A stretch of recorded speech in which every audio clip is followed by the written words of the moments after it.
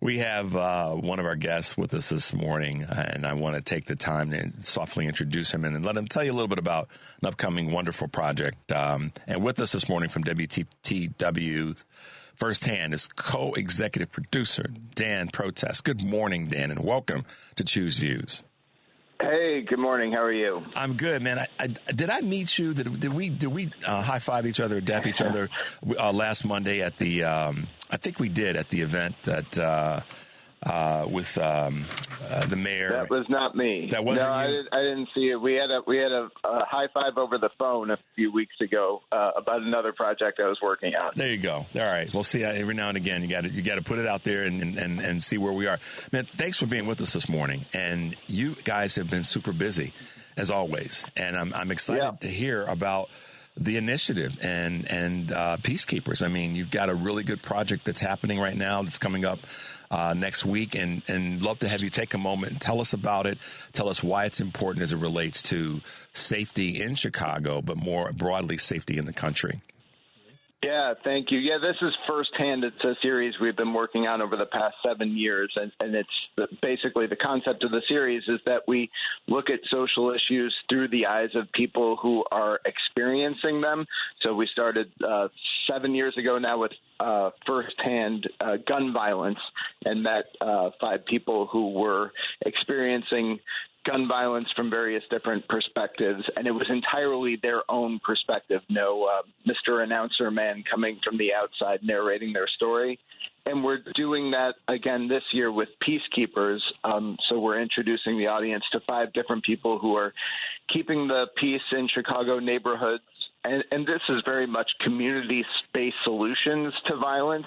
So instead of your traditional policing or adjudication, these are people who are living in these communities, community violence intervention workers who are out there every day stopping conflicts when they happen, but also more broadly creating the conditions for peace. So they're just a constant positive presence in the neighborhood. People know they can go to them if they've got an issue. If there is some act of violence, they come out and make sure that there's no retaliation and are constantly, you often hear with these people who do this work, relentless engagement. They're relentlessly engaging with the community.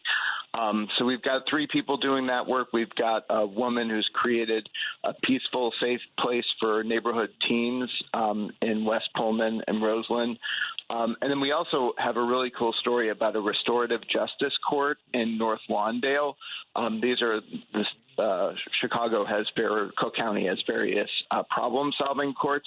This is one where for certain low-level offenses, rather than, go before a judge wearing your robe up high on a bench who sentences you to jail or prison time, you have peace circles and look for ways to repair the harm, to make the victim whole, the community whole, and also to restore the offender. Man, that is it's a mouthful, but the part that gets to me the most is when you said conditions for peace. Elaborate on that if you can. Yeah, and I mean, that can have many different faces. So just one small example, our crew was out with one of these peacekeepers. His name is Adrian. He works for the Puerto Rican Cultural Center. He was walking through the neighborhood in Humboldt Park. And yes, there's, one scene where we see him literally, there's an act of violence in the neighborhood and he bolts across the street to try to stop the violence. But often he's just, as I said earlier, kind of positive presence in the neighborhood. He's going through with our camera through Humboldt Park, and he sees there's, people living in tents. There's a serious homelessness problem, particularly in the wake of gentrification in that neighborhood. And he realizes one of the people living in a tent is his dad's friend, and someone he's known his entire life. And, guy gets out of the tent, gives him a big hug, and he's like, okay, what can I do for this individual to make sure that he's housed? And in fact, I've heard since then that he has found a home for this guy. But that's, it is more broadly tending to the needs of your community because, we all know violence often follows in the wake of poverty and other systemic issues. And these guys are tending to those underlying issues in a way that the police can't do. Right. Police have their time and place when it comes to community safety, but these community violence intervention workers are really tending to some of the more basic needs of their communities. So in that space, Dan, it sounds very similar, or at least there's some characteristics that remind me of what Mayor Johnson's been talking about as it relates to having more folks on the ground that are peacekeepers, not just peacekeepers, but people who are trained at dealing with some of the psychological and sociological issues that lead to a variety of things, one of them being violence. So it sounds like, there's some partnering thinking in that space with what you guys are doing and what the mayor of the city of Chicago is trying to do and further implement. Yeah, absolutely. I've been covering this set of issues for probably a decade now, and I have found that in that time there have been some positive developments and some negative developments. The positive developments are that researchers in particular are recognizing that these interventions work, that they do reduce violence, and there's been a real professionalization of community violence intervention work. There are people who this is a career. Often people who are in this career are formerly incarcerated themselves or are formerly coming from a gang environment, which makes them, credible messengers in their neighborhoods in a way that the police can never be. The negative development is that, the funding for these kinds of initiatives, even though this is really, I argue, an essential city service. It's, we don't say like, oh, we had a budget shortfall this year, so no firefighters this year. Sorry, everyone, if your house catches on fire. This is also an essential city service that we should be funding like an essential city service, and it's a good first step that the mayor and the governor are behind these efforts. But, what happens then is there's some financial backing for one of these programs. It blossoms, it develops, and then 3 years from now, 4 years from now, there's a new mayor. That new mayor loses interest, and there goes your program that had become an essential city service in their neighborhood.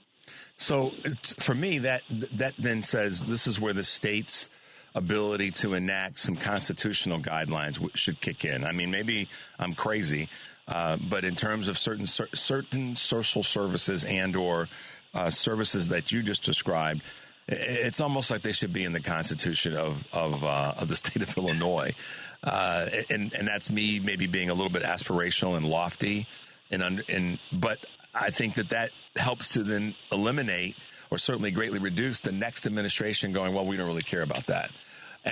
But here's the thing. Here's the contradiction, Dan, and you know this. Running on fixing violence, right? Running on all these things that are meant to be these hot button items, but then not actually doing the thing or keeping the things that were in place with a prior administration. Do you know what I mean? Yeah, I think we all, on paper at least, believe in fixing violence. It's just that there are many different concepts of how we go about doing that.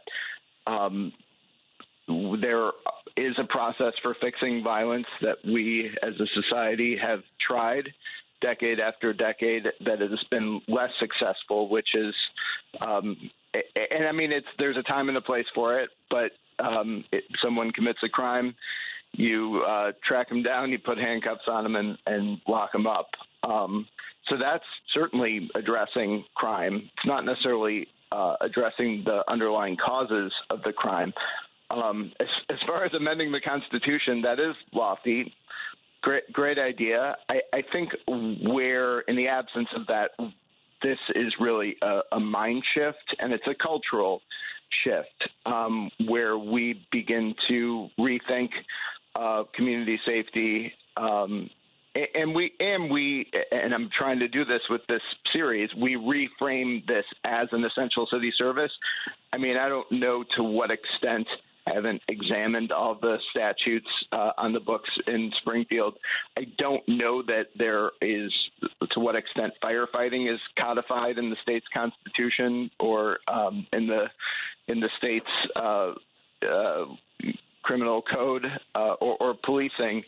But there is just a cultural mindset that policing and firefighting are essential. And so I think to start to think of peacekeeping, this kind of peacekeeping, as essential is also an important step forward in the absence of changing the state's constitution. Yeah, everything is, you're right, and I appreciate you saying that. And again, I recognize fully that it's lofty.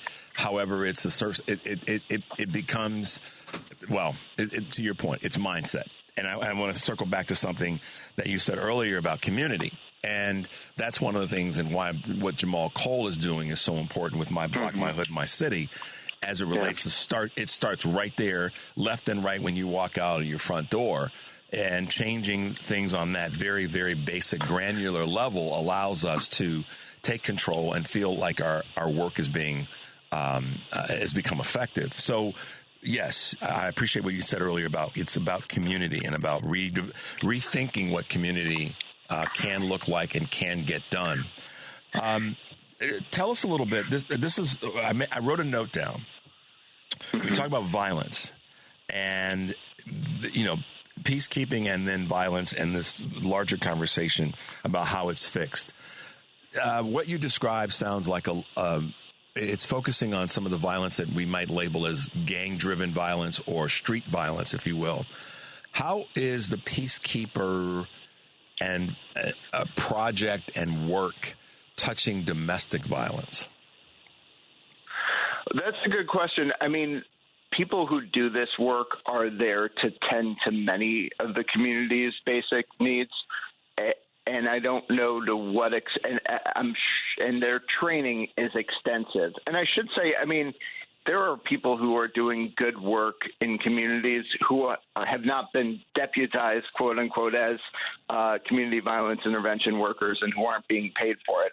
I woke up this morning and saw that my sidewalk had been shoveled, not by me, but by a neighbor. I mean, there are people always out there doing good work. These are peacekeepers who have extensive training in this work to deal with a range of social issues. I mean, including they've got participants who are looking for housing. They know how to link them up with housing or other basic services. I would be willing to bet, and I can't tell you for certain, that they have received training for domestic violence, but I'm not sure. Yeah, and it's one of those things that popped into my mind about just the conversation of violence and violence of all kinds. How are you guys navigating? What I always like to know is, pushback from any individuals or groups when it comes to the work that you're doing. You're going out, you got, folks on the street talking to people. Are you getting any kind of pushback or anything of that nature? I mean, for the most part, not while we were filming these stories, because we are accompanying the people who are widely respected in their communities. In the wake of the series, it will launch this upcoming Monday at WTTW.com/firsthand. And we'll see. I mean, there was the defund the police movement from a few years ago, and I think we need to recognize the extent to which that was a rhetorical tool that was kind of a means to an end. The ends being, let's look at alternative ways of making our communities safer and more peaceful. It most certainly raises questions about whether people literally meant defund the police. So I'm hopeful that people are not going to take our series to mean that we're saying that policing doesn't work or has absolutely no place in our society. It does. I mean, I guess that's me talking to a certain extent. But so sure, will we receive some of that pushback? Quite possibly.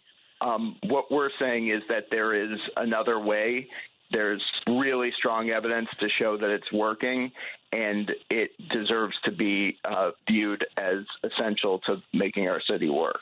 One of the things that, and I appreciate you being willing to touch the third rail in that space, and I'll follow right along with you to the gates of hell.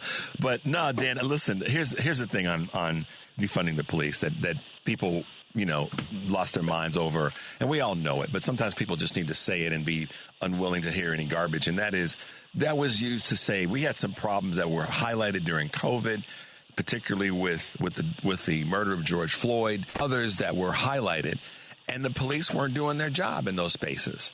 And so that you and I both know that, and that's sometimes when you just want to reach out and grab somebody and say, "Wake up!" We're not saying that police need to go away and take all their money away. Neither will we say that about firefighters. I mean, yesterday were blessed to have CFD and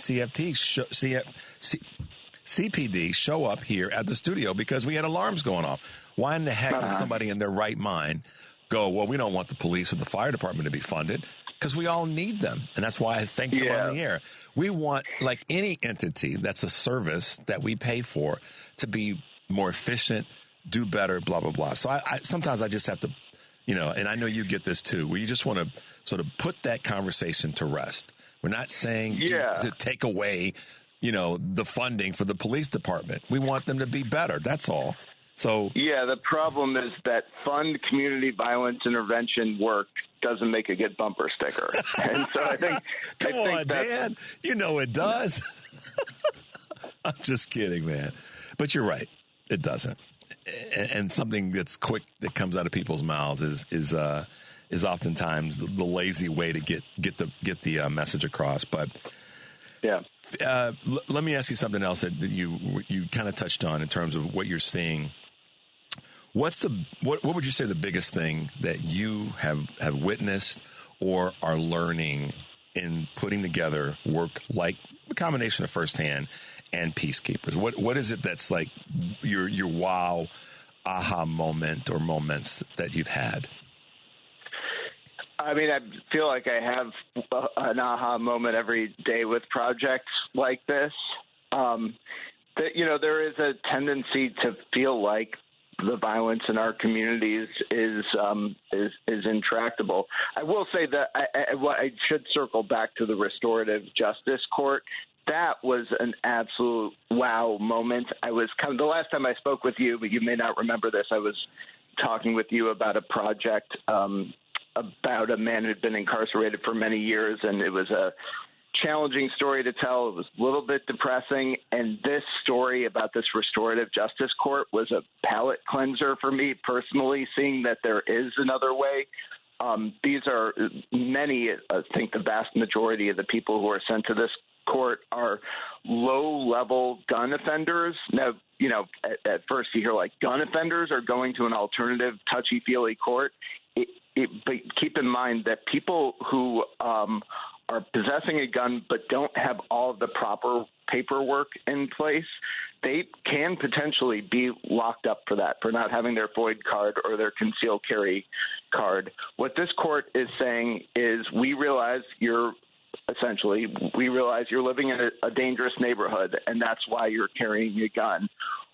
What can we do to get your house in order, to get your paperwork in order, and to meet regularly about that gun you're carrying, why you're carrying it, and how you can carry it safely? This is by no means encouraging people to carry guns. I'm certainly not a gun advocate myself. It's just saying, like, these people are carrying guns anyway. How can we make sure that they're locking it up at night, that they're not reacting out of anger and turning to their gun?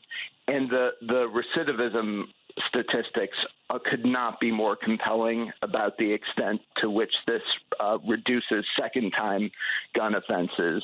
When you look at it compared to people who go to traditional courts, the recidivism drops off a cliff. I think it's something like a 3% recidivism rate within 1 year. That is committing a second crime involving a gun. And again, by crime, I'm saying just having a gun without paperwork. Yeah, and that is such an important part of our entire system of fixing some of the problems when it comes to violence or crimes in general. It's the other side of what what do we do on the other side of this? And I do remember when we talked before, because we were talking about Ronnie, I can't think of his name, and In Their Hands. And so yes, absolutely, I remember that. And what a powerful thing for you to have been a part of. And I know that when you said that those things get you really like, those wow moments. I understand what you're saying, and that's something obviously for you to be super proud of. Talk about go ahead. I'm sorry. I should say, keep in mind we tend to throw out the word recidivism and not really think about what that word means. Recidivism means you've created a new victim. Basically, we as a society, if we are allowing people to recidivate or are not intervening, they are creating a new victim. And so the question is, what does the data tell us? It's so easy to be driven by emotion and to say, like, well, the best solution to gun violence is to lock up everyone who's possessing a gun. But we've got a program that is working in these restorative justice courts. And I know it sounds touchy, restorative justice, it sounds touchy-feely. It's just, even in my explaining the recidivism data just requires way too many words and qualifiers and asterisks, but it's what the data is telling us works. And I worry that way too often we tend to go with our guts and what seems like it would work rather than what's actually working. Well, and let's be honest, Dan, the work that you do in highlighting this, like you did with Ronnie Carrasquillo, and that within In Their Hands, and now Firsthand, and now Peacekeepers. Honestly, that's part of the process.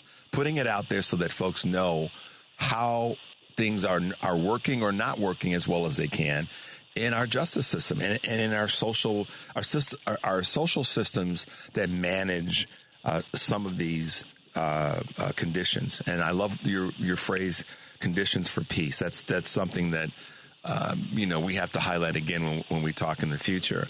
Let everybody know as we wrap up, Dan. Let everybody know about next week and the initiative and the ability to view this on WTTW. Yeah, so you can watch all 5 documentaries online at WTTW.com/firsthand starting this upcoming Monday. And eventually those stories will also go to YouTube, which is a great way for people to find the work. And it's not just those 5 documentaries, which are just really, I know I've been talking about data, but at the heart of this are really compelling human stories of 5 peacekeepers. So you can watch them starting next Monday. There's also these firsthand talks, which are kind of like expert TED Talks of people who have solutions to the broader set of issues raised by the Peacekeepers series. There's text journalism, there's news, and all of it is at WTTW.com/firsthand. That's exciting, and it's always good to have you with us, and your work is just, it's awesome stuff, man, and people need to pay attention to the work that you're doing, and also as a way forward in terms of dealing with violence, or at least dealing with the impacts of violence in our community. So Dan Protess, co-executive producer, WTTW's Firsthand initiative. Peacekeepers, guys, the docuseries, I should say. You want to check it out next Monday. That's right. Is that the 17th? Yeah. Yep. Make sure to check it out. Make sure to give Dan many thumbs up and enjoy his work, and make sure you're sharing it with others that are out there. So, Dan, thanks for being with us this morning, and stay warm, stay safe as you're going to be out and about on these snowy streets of Chicago. Thanks. You too. All right, man. Be well. Talk to you soon. Bye. Bye now.